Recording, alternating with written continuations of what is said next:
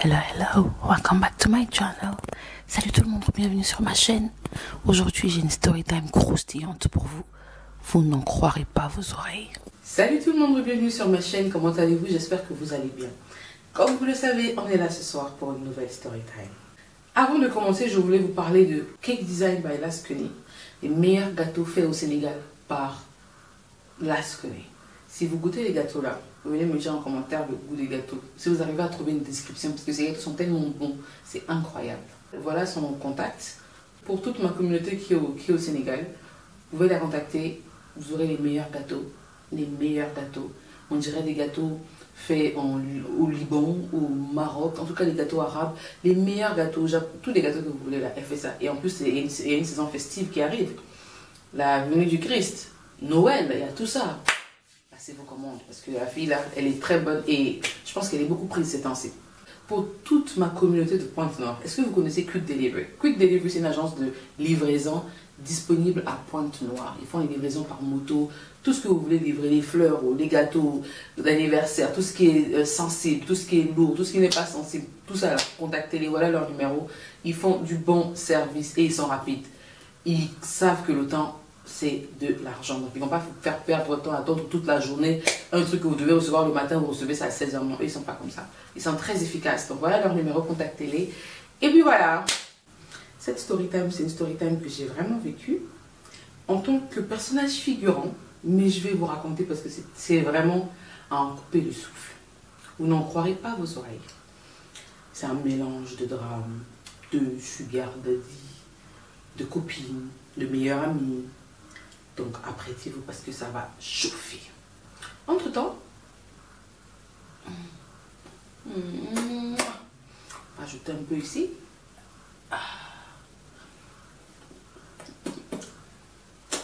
On y va. Comme je vous disais, la story time d'aujourd'hui, c'est un truc qui m'est arrivé quand j'étais en seconde, de la seconde en terminale. Donc sans plus tarder, je vais me lancer dans le vif du sujet. Au lycée, on avait toute cette copine-là ou ces copines-là qui avaient une vie plus accélérée que la nôtre. À moins que vous soyez ces copines-là déjà vous-même. Mais moi, j'avais des copines, enfin, on n'était pas amis, mais dans ma classe, il y avait ces filles à la mode, ces filles stylées, ces filles qui sortaient avec des gars. À l'époque, nous, quand on était encore fermés et tout, elles avaient déjà une vie accélérée. Il y avait ce groupe-là. Au Congo, je ne sais pas chez vous, mais la plupart des écoles ne font pas de sport dans l'école elle-même. Ils vont dans d'autres sites. Par exemple, il peut y avoir un quartier qui a un terrain de basketball, un terrain de football public, et c'est là-bas qu'on ira faire le sport. Alors que vous allez voir que 3, 4, 5, 6 écoles vont faire le sport des jours différents, des heures différentes, parfois même les mêmes jours, mais on divise le terrain en 2 ou en 3 par rapport au nombre d'écoles. Donc les cours de sport s'appellent EPS, Éducation Physique et Sportive. Ah, on sent que je suis allée à l'école. Bref. Donc, dans ma classe, il y avait plusieurs groupes de personnes. Les nerds, les gens qui aiment trop l'école, les gens qui n'aiment pas l'école, les gens qu'on blâme tous les jours. Les gens qui étaient là pour des relations amoureuses. Bref, il y avait tout ce que vous trouvez dans vos écoles, là, il y avait ça là-bas. Maintenant, le truc, c'est que parmi le groupe des filles qui avaient une vie accélérée, on va dire les filles qui faisaient la vie, parmi le groupe des filles là, il y avait elle avait qu'une sœur et un petit frère. Quand elle était dans une autre école, elle était amie avec une autre fille de l'école. L'autre fille de l'école était toutes dans la même classe. L'autre fille là était amie avec sa sœur avant d'être amie avec elle. Je ne sais pas si vous suivez un peu. Vous suivez? Yeah. Donc elle était amie avec l'autre sœur et ensuite elle est devenue amie avec la deuxième sœur quand elle est venue dans l'école là. Donc il y avait ce lien de amis-amis, elles s'entendaient très bien, elles étaient vraiment complices, elles faisaient les 400 coups ensemble, elles avaient le même train de vie. Quand on allait au sport, donc quand on quittait, parce que faut savoir que les écoles privées au Congo sont très strictes sur le fait que les étudiants sortent quand c'est pas les heures ou bien arrivent en retard, un peu comme dans les écoles un peu partout. Sauf que l'école dans laquelle j'étais, on frappait pas, mais on pouvait convoquer vos parents et vous aurez chaud à la maison. Donc les seuls moyens pour sortir, c'est quand c'est la pause, et même pour ça, il faut que les parents signent un papier qui vous autorise à sortir, ou encore quand on allait pour le sport. Donc chaque jour quand on allait pour les cours de sport, ces filles-là, quand on se changeait pour aller au terrain, elles se changent, elles se sapent, ou bien s'habillent en tenue de sport. Dès qu'on arrive au terrain, sauf chacune prend sa route, elles vont dans les lounges.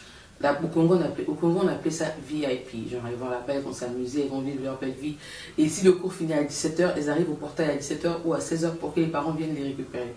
Donc, c'était leur train de vie. En fait, nous, on savait ce qu'elles vivaient et tout ça. Et la copine qui était amie avec les deux sœurs là, elle allait tout le temps chez elle. Et elle, enfin vice versa quoi. Et elle était même très proche de la maman de ses deux copines. Donc c'est genre, ma fille, comment tu vas? On va l'appeler... j'ai failli dire son nom. On va l'appeler Rosalinda. Parce qu'elle avait les comportements de... Non, Rosalinda n'était pas comme ça. La chanson, la dame de la chanson de La quiero dispuka Koridudadam Dagada Bada Pelorinda Badadadada Solo c'est domingo. Et Solo c'est, je sais pas, en fait je cherche le nom de l'actrice principale du film là. Roberto, là le gars c'était Sébastien. J'ai oublié de la fille. Parce qu'elle avait vraiment le comportement de la fille là. Parce que la fille là, dans la série là, la série de Novelas là, dans les séries Novelas là, la chanson que je viens de chanter, c'est pas la fille qui jouait le rôle principal dans la série là. Elle était la fille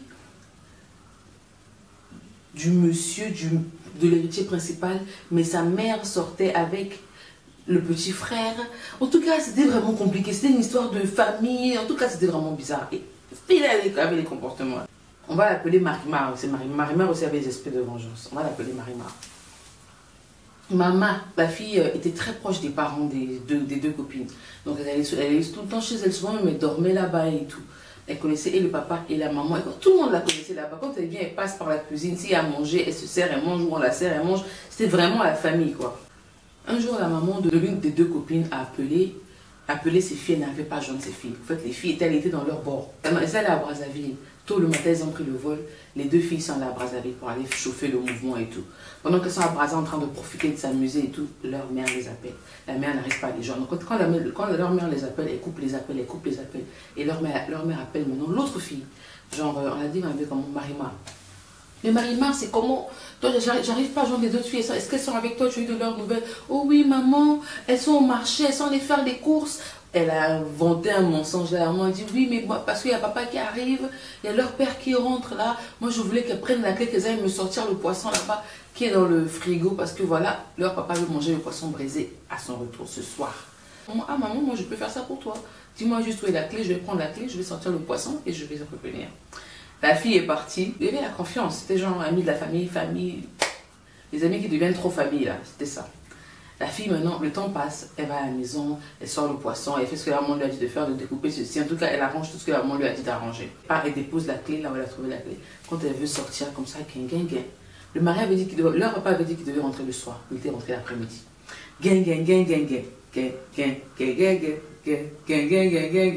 malheur des autres ne me réjouit pas, mais c'était vraiment catastrophique. Donc, quand le papa arrive, il voit la petite. Il faut savoir que ma copine, là, il faut savoir que notre amie de classe, là, elle était bien foutue. Un beau teint noir. Vous voyez ce qu'on appelle les bois noirs. Le bois noir africain, très belle. Black. J'en vois des noirs qui ne sont pas noirs, mais qui sont un peu gris, façon. Elle avait de beaux yeux. Regarde les hanches, regarde le ventre. Petit. De vue à son craqué. Bonjour, comment tu vas? Oh, ça va. Mais tu fais quoi à la maison ici? Oh non, c'est maman qui m'a envoyé venir faire, je sais pas quoi, parce que les filles sont au marché, parce qu'il faut bien couvrir pour ses sœurs. Je vais encore dire quoi? Les copines sont devenues des sœurs. Il fallait bien qu'elles couvrent leur trace, quoi, pour ne pas qu'on découvre qu'elles n'étaient pas là. Donc non, elles sont au marché, donc voilà, j'ai couru, ma maman m'a envoyé, elle m'a dit de vite venir sortir des choses pour vous, tout ça. Ok, d'accord. Mais tu es pressée là? Elle dit, tu as appelé ma maman? Oui, je l'ai appelée, je lui ai dit que j'ai fini, que je commence à rentrer. Ah d'accord, t'as dit qu'elle arrive, d'accord, elle arrive bientôt. Non, elle est encore en train de faire ses courses, mais elle va pas tarder. Ok, d'accord. Mais là, tu vas où? Oh, non, je rentre à la maison. J'ai fini, je vais rentrer à la maison me reposer. Tu as quelque chose de prévu après? Non. Viens d'abord prendre un verre. Ils ont pris un verre. Après le verre, ils ont... Après le verre, ils ont fait... Le papa est tellement aimé, tellement fomponné, le papa de truc que... le papa n'en revenait pas. Donc bref, après, elle est rentrée chez elle. Elle rentre chez elle. Donc les filles sont rentrées de Brazzaville le même jour. Bref, non, les filles sont rentrées de Brazzaville le lendemain, mais elles ont dit non, on a dormi chez notre copine Marimar et tout. Donc les parents, parce que voilà, elles sont amies, elles n'ont pas voulu chercher. Il faut savoir que Marimar vivait avec sa grande sœur. Et généralement, quand tu vis avec ta grande sœur, tu peux facilement coder des trucs et tout. C'est pas comme quand tu vis avec ta maman, quoi. Et la maman ne va pas appeler la grande sœur pour confirmer est-ce que les filles sont chez toi. Donc vous voyez un peu, il n'y a pas trop ce lien-là.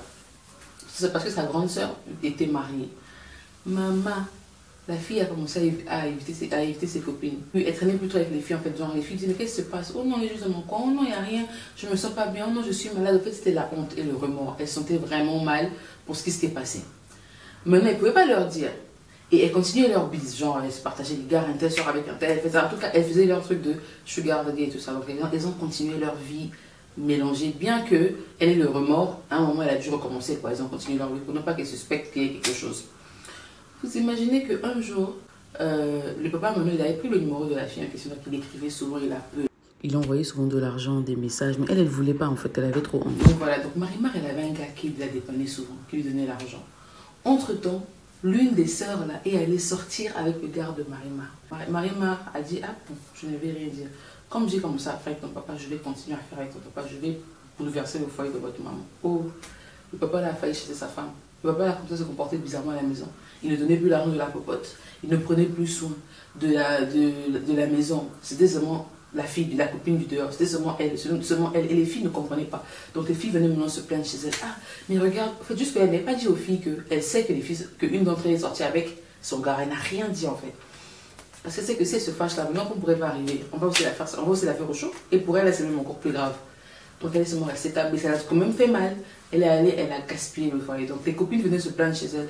Papa ne fait plus ça à la maison, on ne comprend pas. Et c'est sûr qu'il a une copine. Elle disait non, c'est sûr que c'est le stress du travail. Bref, à un moment les filles ont dit non, il a une copine, on doit découvrir c'est qui, on va taper la fille là. Oh non, il n'y a rien, t'inquiète pas. Ah, quelle fille. Et puis avant un moment, elle ne pouvait plus faire ça, elle ne pouvait plus défendre en fait. Elle a commencé à les suivre pour ne pas que ça fasse comme si elle sait quelque chose. Elle a commencé à suivre les filles. Oui, on va taper la fille là, on va taper la fille là. Et puis un jour, je ne sais pas comment les filles l'ont fait. Oh non, papa avait laissé le téléphone sur la table. L'une d'entre elles était à la maison avec le papa seul. Et le papa était au téléphone. Quand elle emmène l'eau au papa, elle voit que le papa était au téléphone. Le papa attend qu'elle sorte pour continuer sa conversation. Donc quand elle sort, elle ferme la porte de la chambre, parce qu'elle est venue donner le papa dans la chambre. Elle écoute à la porte. Elle a entendu le papa dire, elles ne savent pas et elles ne sauront jamais. Ça l'a dit qu'elle dit, à qui il parle? Donc la fille, qu'est-ce qu'elle a fait? Elle est vite descendue en bas. Elle est allée voir l'horloge. Elle a vu l'heure. Il était 12h40. Papa, après, elle est venue demander au papa, tu manges pas? Oh non, je vais manger. Elle a fait à manger. Papa, elle a réchauffé. Papa a commencé à manger. Le téléphone sur la table. Elle regardait la télé. En tout cas, apparemment, papa s'est levé pour aller laver les mains. Je ne sais pas faire quoi. Elle a pris le téléphone. Elle a regardé l'appel qu'il y avait eu entre 12h40, genre à partir de 12h35 par là. Elle regarde. Elle prend le numéro. Elle dit, ah, on va finir avec la fille aujourd'hui. Sa jumelle rentre maintenant, avec la maman rentre le soir. Elle dit, on va prendre le numéro, on va appeler la fille, on va la menacer. Quand elle met le numéro dans son téléphone, c'est le numéro de leur copine qui sort. Les problèmes catastrophiques, la copine était du genre, mais quoi? Elles ont lavé la copine au téléphone, ça va pas, maintenant tu sors avec notre papa. Voilà, voilà, voilà. Et quand elles ont lavé la fille, au lieu que la fille demande pardon, la fille a dit, et puis quoi? Et puis quoi?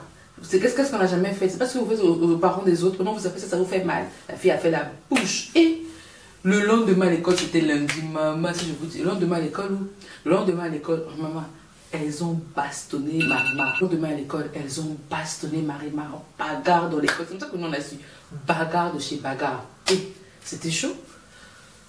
Ça avait tellement fumé entre elles, c'était tellement pas, c'était pour avoir les secrets sont sortis, mais tu as fait ça, tu as fait des trucs avec 2-3 personnes, tu as fait ci, tu as fait ça, tout est sorti le jour là, tout est sorti. J'étais ce moment là, et est-ce qu'on peut faire les choses comme ça? Mais c'est traumatisant. Bref. Ça a tellement pété entre elles, leur amitié s'est gâtée. Ça s'est bien gâté. C'était chaud. Au fait, je suis en train de voir le jeu, je me suis rappelé de leur histoire et je vais vous raconter l'histoire en question. Et au jour où je vous parle, Marimar elle est en France, les deux autres sœurs sont au Congo, il y a une qui est au Sénégal je pense. Puis voilà quoi, elles se débrouillent, elles font leur vie et tout. Et puis voilà. En gros, ce que vous faites au repas des autres, on va passer à votre papa. Simplement, il n'y a pas de morale, c'est juste l'histoire en fait que je vais vous raconter. Une story time un peu pimentée, croustillante pour ce soir avant de dormir, pour que vous puissiez faire de beaux rêves. Et n'oubliez pas de vous abonner à ma chaîne s'il vous plaît, encouragez-moi quoi. Donc voilà, laissez un pouce bleu. Merci d'avoir regardé la vidéo, laissez un pouce bleu, abonnez-vous et regardez les autres vidéos disponibles sur ma chaîne. Je compte sur vous, bisous bisous, ciao.